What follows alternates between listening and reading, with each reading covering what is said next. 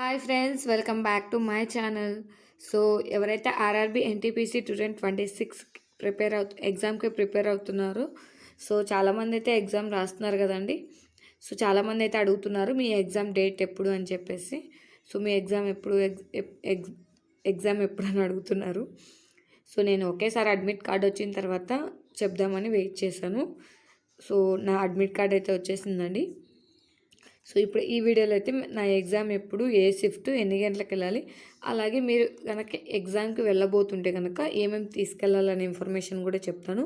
So video అనేది skip చేయకుండా చూడండి. అలాగే మీకు ఇంకేమైనా డౌట్స్ ఉంటే కనుక కామెంట్ చేయండి. సో నా షిఫ్ట్ ఎవరైనా పడితే కనుక కామెంట్ చేయండి, ఓకేనా. సో అలాగే ఈ వీడియో మీకు నచ్చితే లైక్ చేయండి, మీ ఫ్రెండ్స్తో షేర్ చేయండి, ఓకే.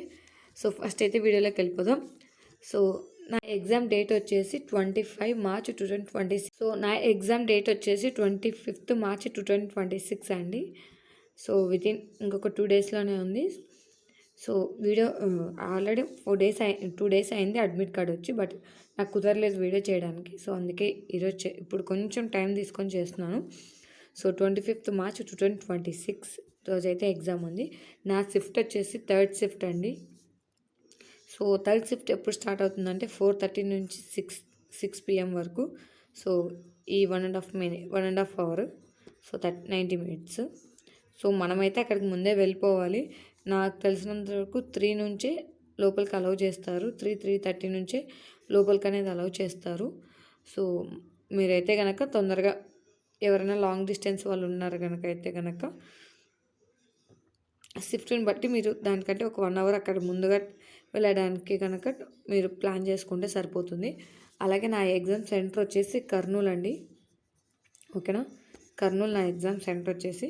సో ఎవరికైనా కర్నూలు ఎగ్జామ్ సెంటర్ కనుక పడితే కనుక కామెంట్ చేయండి. ఈ షిఫ్ట్లో కనుక ఎగ్జామ్ రాస్తున్న వాళ్ళు కనుక ఉన్నారంటే కనుక కామెంట్ చేయండి, ఓకేనా. సో దాంతోపాటు మీకు ఇంపార్టెంట్ పాయింట్స్ ఏంటంటే మీరు అడ్మిట్ కార్డు తీసుకెళ్ళాలి, ఓకేనా. మీరు ఏమేమి తీసుకెళ్ళాలి అడ్మిట్ కార్డ్తో పాటు చెప్తాను చూడండి. సో మెయిన్లీ చాలామంది చేసేది ఏంటంటే అడ్మిట్ కార్డులో ఫోటో మనం పేస్ట్ చేయాలండి. ఫోటో అనేది పేస్ట్ చేయాలి. సో అది కనుక మిస్ చేయకండి, ఫోటో అనేది పేస్ట్ చేయండి. సో అడ్మిట్ కార్డులో ఫోటో అనేది పేస్ట్ చేయాలండి. సో మీరు అప్లై చేసేటప్పుడు ఏ ఫోటో ఉంటుందో ఆ ఫోటో అయితే పేస్ట్ చేయండి. సో మీరు ఇది మర్చిపోతారు చాలామంది. సో లాస్ట్ టైం నేను కూడా మర్చిపోయాను, సో అందుకే చెప్తున్నాను. లక్కీగా ఫొటోస్ తీసుకెళ్ళడం వల్ల మంచిదైంది. సో ఖచ్చితంగా మీరు ఫోటో అనేది పేస్ట్ చేసి తీసుకెళ్ళండి, బెటర్గా ఉంటుంది, ఓకేనా. అలాగే ఫోటో ఐడి ప్రూఫ్ అండి. సో మనకి లైసెన్స్, ఆధార్ కార్డు కానీ లైసెన్స్ కానీ, సో అంటే మ్యాక్సిమం అందరికీ ఆధార్ కార్డు ఉంటుంది కాబట్టి ఆధార్ కార్డు అనేది తీసుకెళ్ళండి. ఆధార్ కార్డు చెక్ చేసి మిమ్మల్ని లోపలికి అనేది అలౌ చేస్తారు. అది కూడా ఒరిజినల్ ఆధార్ కార్డు తీసుకెళ్ళండి, ఓకేనా.